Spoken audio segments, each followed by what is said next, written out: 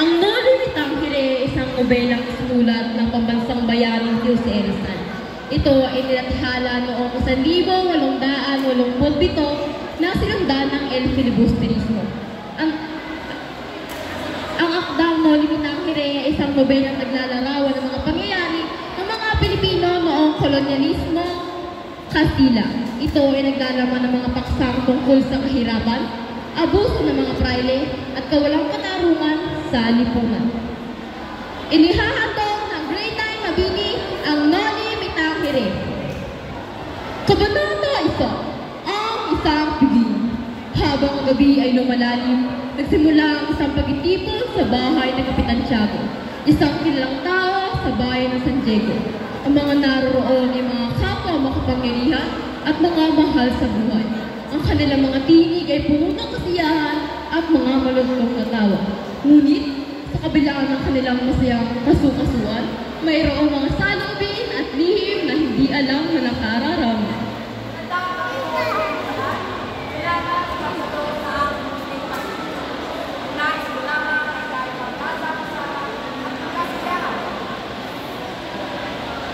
Ang mga bisita ay pumalakpak at bumating kay Kapitan Tiago na siyang kilala bilang isang mabuting kaibigan at kamag-anak.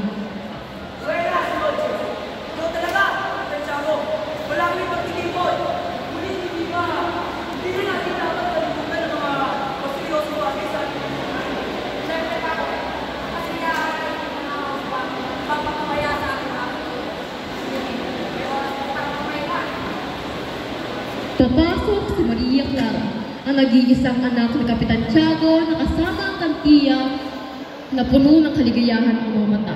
Siya ang puso ng mga tao sa paligid. Ang kanyang kagandahan ay walang kapantay ni naman dito sa bayan.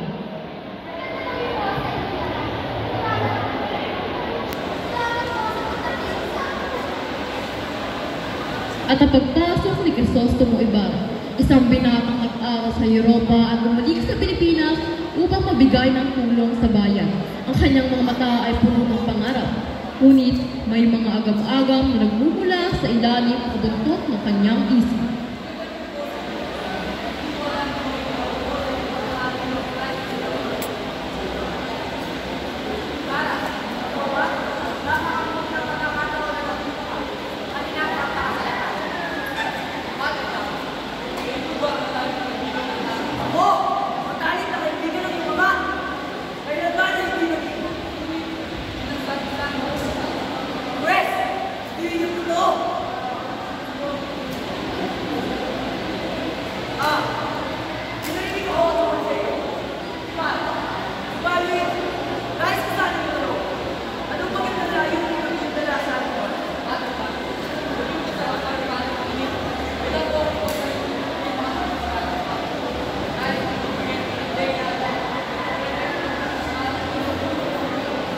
Si Padre Damaso, bagamat hindi halata, ay nagtatagay ng mga saloobin laban kay Ibarra. Sa mga salitang binibitawan ni Ibarra, tila may mga bagay na hindi siya sang-ayon. Ngunit, pinili niyang manatili sa kanyang lugar at huwag maglabas ng komento.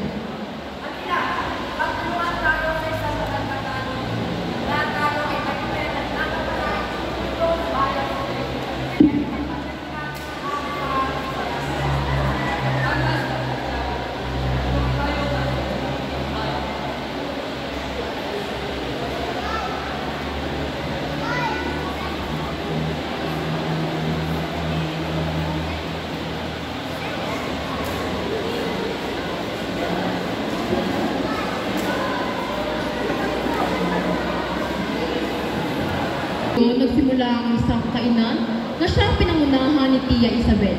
Ngunit habang sila ay kumakain, si Padre Damaso ay naglabas ng isang saloobin na senyales na isang darating na pagsubok at laban. Dito! Perdita niya ako dito! Bila kang espasyo manisyo! Tulad ng magpala sa kanila! Samantalang puro butola sa akin! Dito, bahay! Huwag mula! Ako, magpapayarihan! At dahil doon, si Padre Damaso ay nagkaroon ng lihim na pagtingin at masamang senyales kay Ibarra. Ang kabanata 6, si Kapitan Tiago.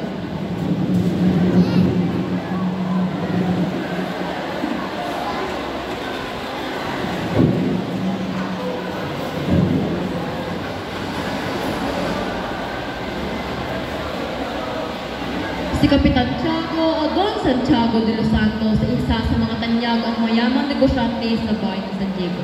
Siya ay kilala sa pagiging mapagbigay at relihiyoso.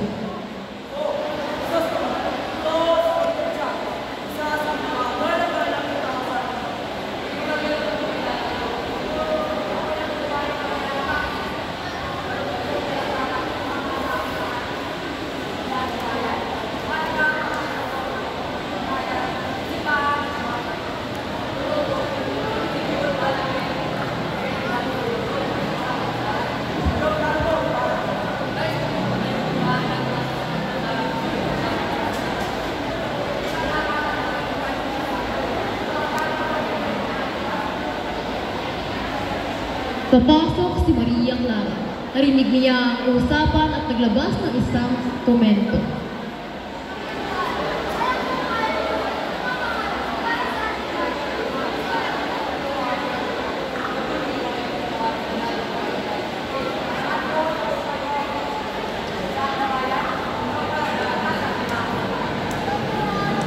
Sa hinaharap na puno ng kaunlaran, mayroong mga tinatagong lihim ang nakaraan. Ang Tokroon.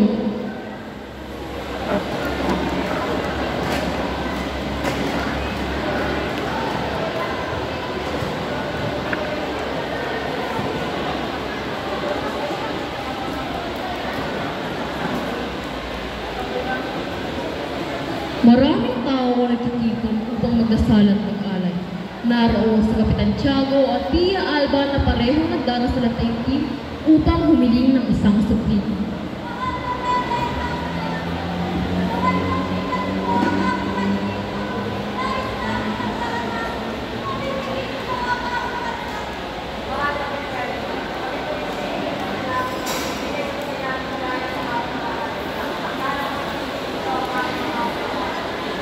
Sa gitna ng kanilang pagdarasal, papasok si Padre Damaso na may hawak ng rosaryo.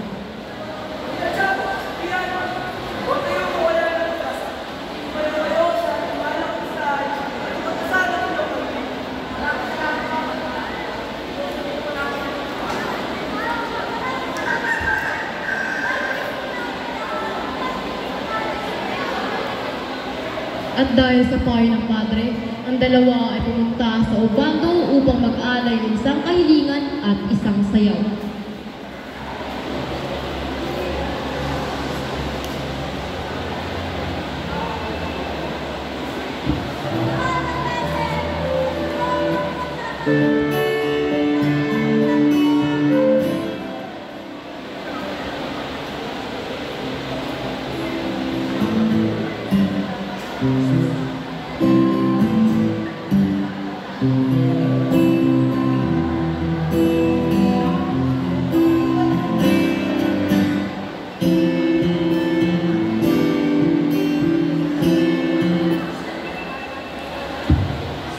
Sa gilid to, pumunta sa Kapitan Tiago at titignan na lamang ang kanyang asawa. Ngunit sa kabila nito, ang mga tao sa paligid ay nakikisa sa kanilang panalangin.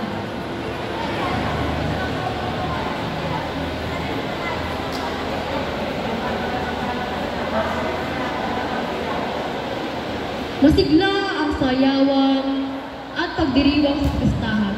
Ngunit sa huli, makikita si Pia Alba na patuloy sa kanyang masiglang pagsayaw, puno ng pananampalataya at pag-asa. Ngunit pagsapit ng gabi, mayroong isang lihim na itinatago ang Padre at pagtingin kay Pia Alba.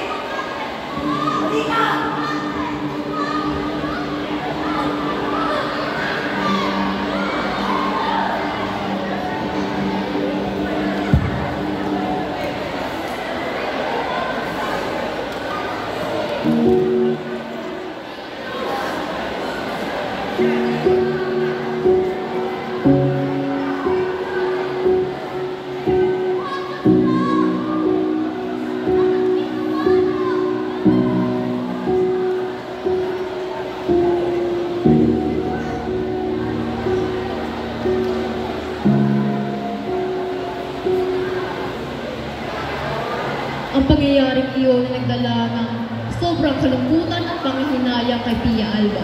Ngunit kinalaunan, dito nagbunga ang isang dalagang tinawag nilang Maria Clara.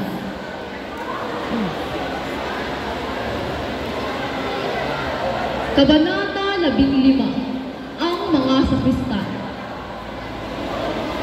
Mayroong dalawang sakristan na siyang nakadestino sa pagpapatunog ng kampana. Naroon si Crispin at si Basilio na siyang nagpapatunog nito.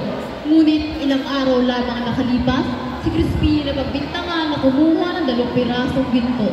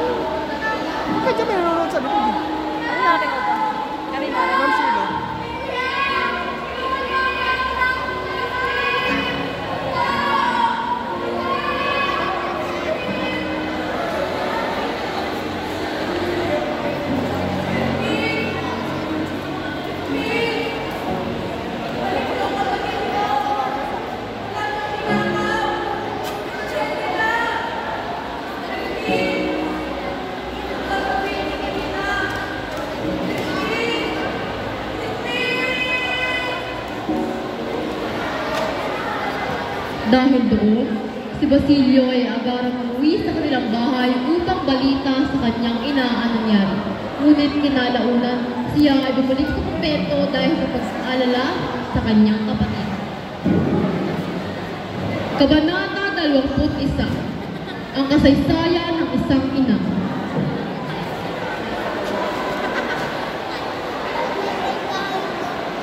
Gusto ko ng tripod.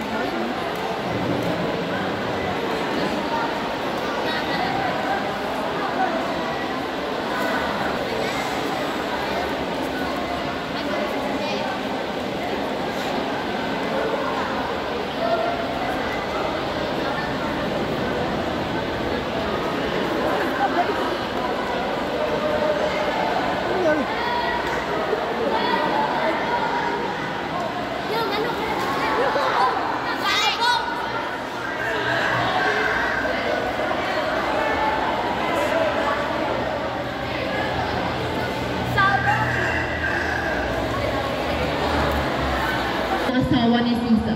Siya ay umuwi dala-dala ang kanyang manok at kinain ang pagkain na nakaalay para sa kanyang mga anak.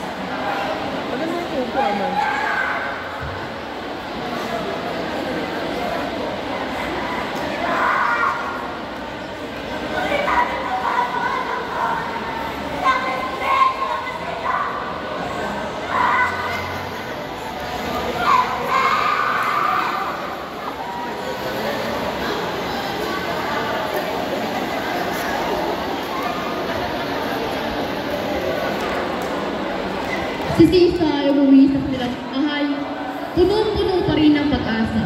Ngunit, siya ay nawala ng pag-asa nang siya ay bumalik sa kumbento at hindi pa rin nahanap ang mga ito.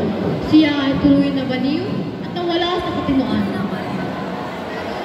Kabanata 34, ang pananghalian.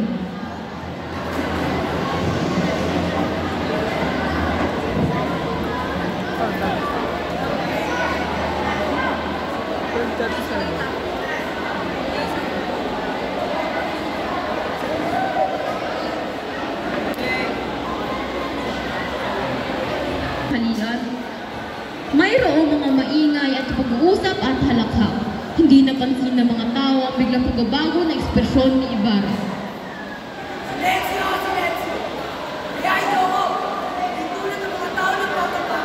Ginagawa ko siya sa iba. Kaya na lang hindi.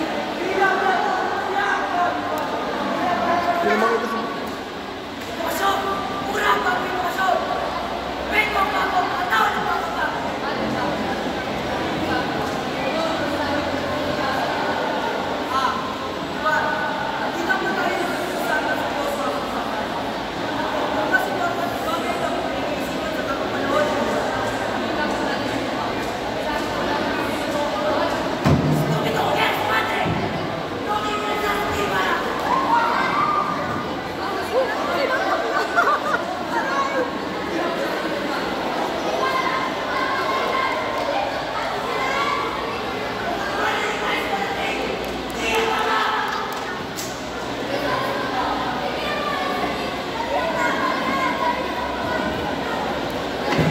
Dahil doon, si Crisostomo ay unti-unting nang hina at di na malayang napaktakbo mula sa pananghalian.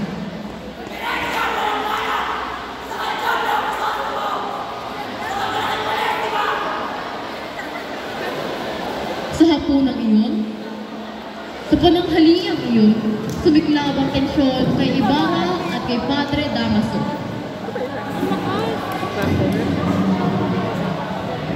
Kabanata 30, si Doña Consolacion.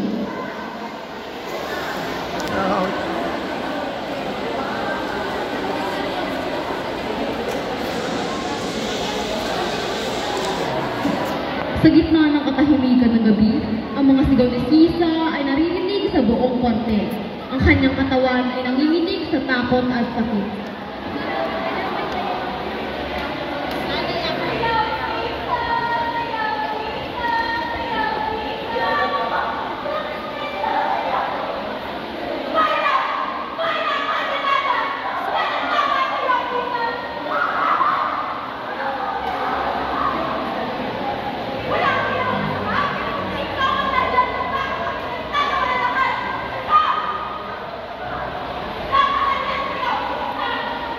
Ang latigo ay bumagsak sa likod ni Sisa at nag-iwan ng malalim na sugat.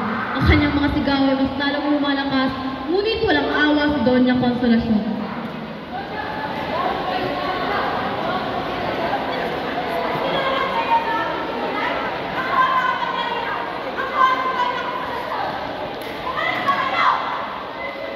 Ang mga sundalo ay nagkatinginan at walang magawa kundi sundin ang utos ni Doña Consolacion. Ang kanilang mga mukha ay puno ng takot at awa para kay Sisa.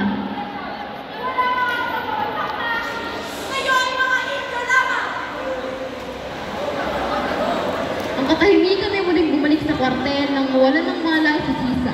Habang si Doña Consolacion ay umalis palayo, habang ang mukha ay puno ng kasiyahan at kasamaan. Kabanata 47, ang dalawang senyora.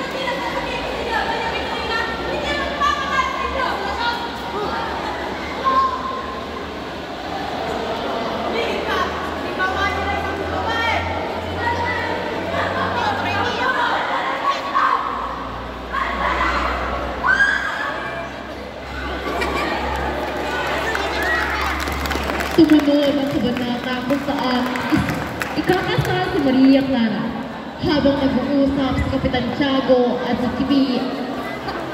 si Tia Isabel, biglang darating ang mga Espadanya.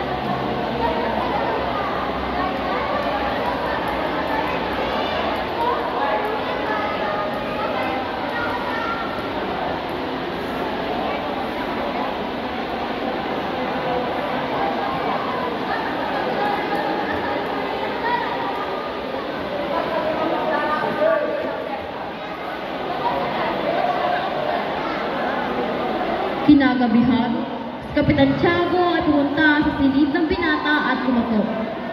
Ngunit hindi ito pagbuksan ng dalaga. Tumaya siya at pumunta sa Tea na makita ang bangka na malapit sa kanilang bahay. Nagulat siya nang makita ang isang binatang mapalapit sa kanya.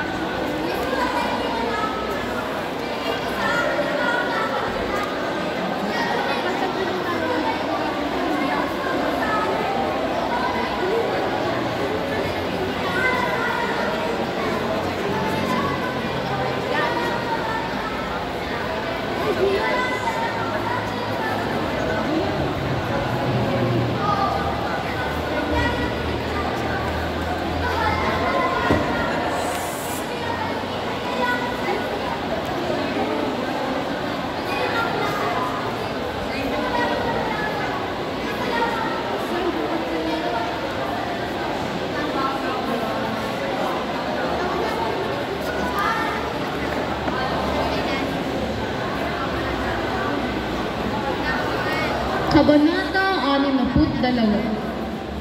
Ang pagpapaliwanag ni Padre Damaso. Si Maria Clara ay nakabalita na ang kanyang iniibig ay nalulod. Ang kanyang isip ay nasa kawalan ng sandaling iyon. Dinatag siya ni Padre Damaso sa ganoong kalagayan.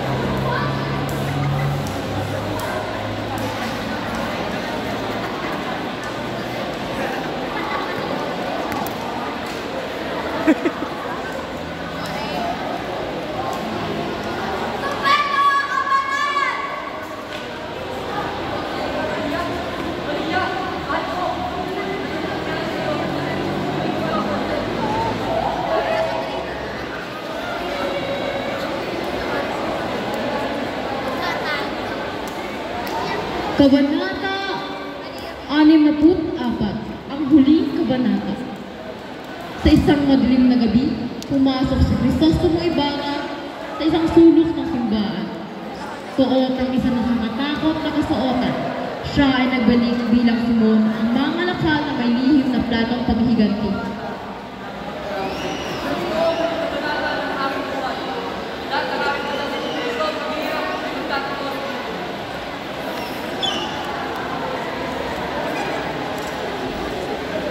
Sa kabila ng kanyang galit, nananaig pa rin sa kanya ang pag-ibig ni Maria Clara.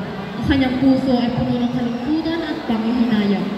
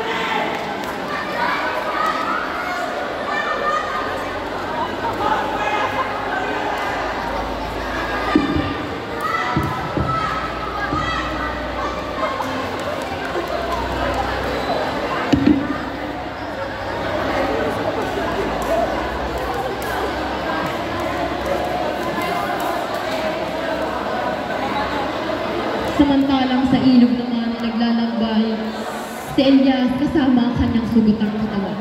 Tila ba bawat patak ng kanyang tubig ay sumasabay sa kanyang kalungkutan. Ibarra! Nasaan ka na?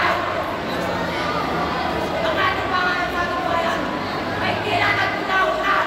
Ibarra!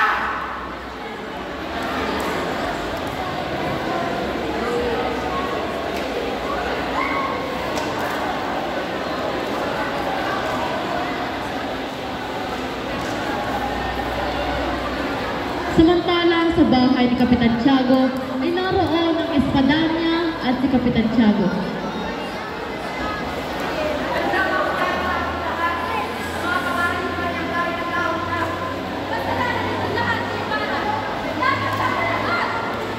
Habang patuloy ang iguluhan, si Ibarra ay patuloy na nakikipaglaban sa kanyang mga kalaban. Ang kanyang puso ay puno ng galit at paghihiganti.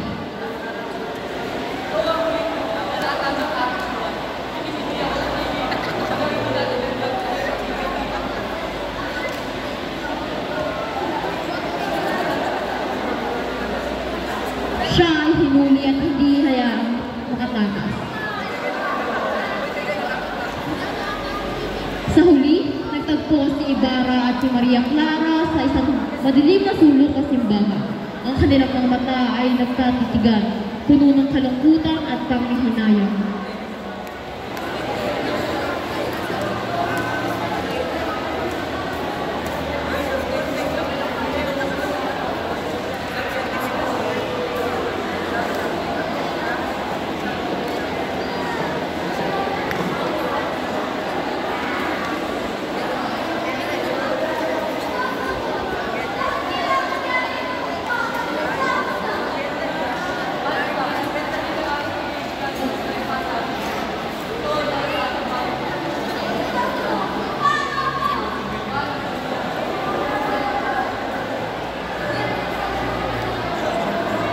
Sa huli, sila ay nagyakap na puno ng kalungkutan at panghihinayang. At sa huling sandali, nagwakas ang lahat na si Crisostomo Ibarra ay nahuli at hinatulan ng kamatayan. Ang kanyang buhay ay nagwakas, ngunit ang kanyang espiritu ay nanatiling buhay sa puso ng bawat Pilipino.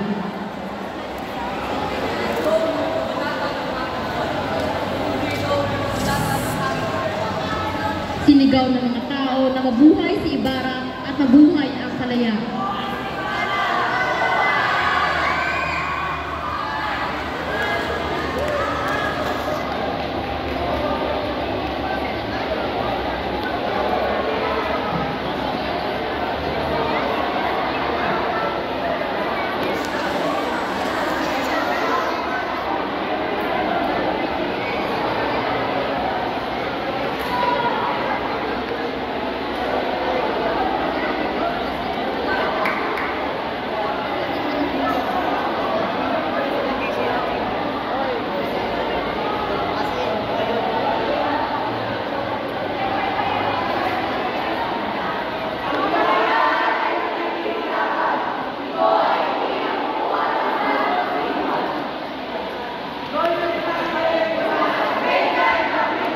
Dayan Icaro bilang narrator. Basigan Sisiling bilang Pia An. Maria Veronica Arquita bilang Tia Isabel. Sergio Rubio bilang magsasabot. Dimukulangan Lord James Ian bilang kasama ni Tisa, si Pedro. James Carl Alaras bilang Kapitan Tiago. Rafael Rosales bilang Linares. Stage Eranio M. Dimakulangan bilang Don Tiburcio. Angelo Chester bilang Padre Salvi. Trisha Kate Tigia bilang Doña Victorina. Jeric Inocente, Elias P. James Lorenzo bilang Crisostomo. Jeremy Banasan bilang Maria Clara. Buenas tardes. John Michael Oungan po gumanap bilang Padre Damaso. Julie Rose de Gonzaga gumanap bilang Sisa. Binsoren Ramos gumanap bilang Padre Sibilia. Alicia Regis Salomon bilang Casmosa. Troy C. Cantos gumanap bilang Alperes. Buenas tardes mga Indio. Ako si Alia Jessa M. Pasaronda bilang Doña Consolacion. Magiban Aaron gumanap bilang Christine. Axel Mancilla gumanap bilang Basilio. Early Alonso bilang Guardia Civil. Kevin Suarez gumanap Guardia Civil.